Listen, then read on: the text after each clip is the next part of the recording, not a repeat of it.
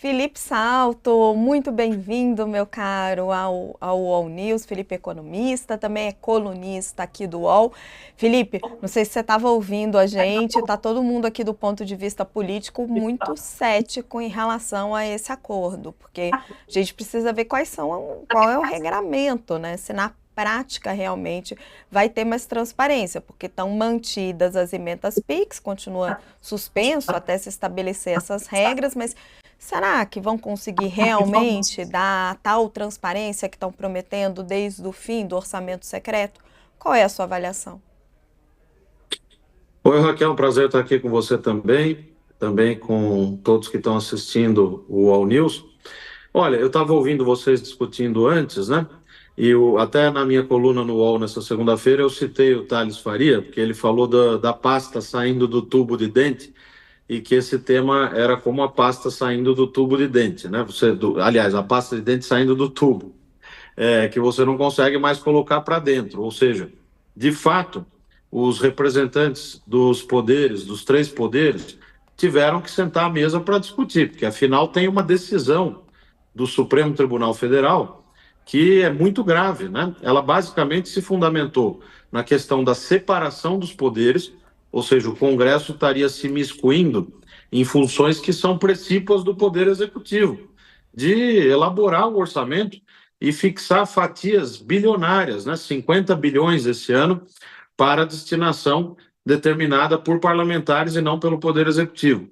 A questão da eficiência e a questão da transparência e do controle, né? Fiscalização e controle, que é algo que a Constituição de 88 é muito clara para cada centavo de dinheiro público, tanto é assim que nós temos uma estrutura de Tribunal de Contas, de Ministério Público de Contas junto ao TCU e outras instituições relevantes nessa matéria de fiscalização e controle que são muito fortes. Então, o que o comunicado mostrou desse almoço, dessa reunião? Noves fora algumas coisas cosméticas, né? Vai ter que detalhar critérios, vai ter que estabelecer mais claramente quais são as prioridades. Tem uma que eu acho que pode desse mato sair coelho, né? Que é lá no finalzinho da nota, quando eles indicam que o critério de vinculação à receita corrente líquida, só para lembrar quem está nos ouvindo e vendo, as emendas individuais e de bancada juntas hoje, elas têm que ser fixadas em 3% da receita corrente líquida. E isso é um dos motivos pelos quais a fatia dessas emendas aumentou tanto, né, no bojo das despesas discricionárias, que são as não obrigatórias. Hoje, um quarto dessas despesas, se você dividir a pizza em quatro, um pedaço inteiro vai só para as emendas parlamentares. Antigamente, há 10 anos, era menos de 1%. Então, essa explosão ela pode ser corrigida se esse último parágrafo lá da nota de fato prosperar. O que eles disseram lá?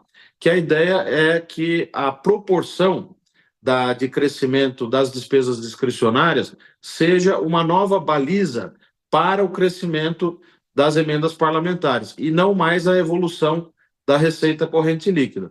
Claro que os parlamentares são espertos e, obviamente, eles não vão aceitar uma redução ou uma redução muito grande dessa fatia de hoje 24% que vai para as emendas em relação às discricionárias. Mas se você estancar a sangria, já vai ser um ganho fiscal importante. Certo. Felipe, vou aproveitar a sua presença para falar um pouquinho sobre o dólar. O dólar hoje teve uma subida significativa, subiu mais de 1%, bateu 5,48, R$ 5,48, por conta de uma entrevista que o presidente do Banco Central, Roberto Campos Neto, deu ao jornal O Globo.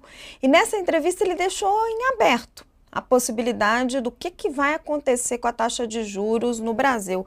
Ele disse que tem chances de tanto subir quanto cair, que ele está dizendo que tanto a alta quanto o risco de alta quanto a queda de inflação são equivalentes, e a Bolsa renovou a máxima, ó, foi para 136 mil pontos.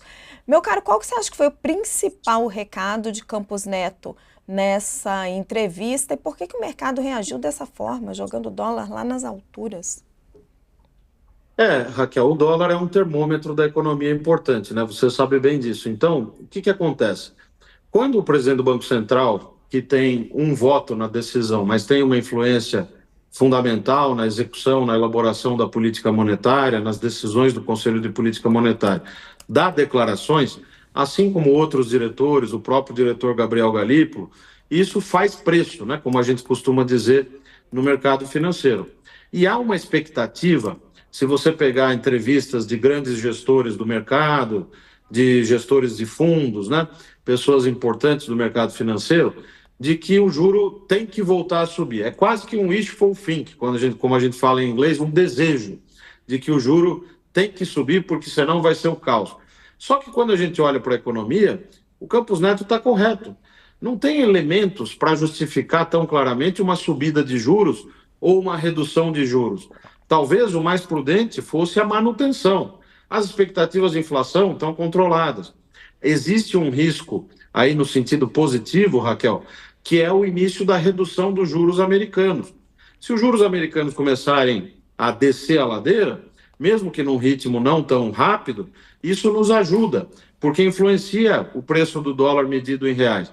Então, essa estilingada que deu hoje, da mesma forma como ontem, na direção contrária, na verdade, exprime ou revela essa volatilidade associada a riscos internos e riscos externos, né? Mas o principal vetor, a meu ver, para o futuro dos juros no Brasil é o que vai acontecer lá no guichê do Federal Reserve, do Banco Central americano. Se começar a diminuir juro lá fora, as chances de você poder voltar a reduzir juro no ano que vem aqui no Brasil são altas.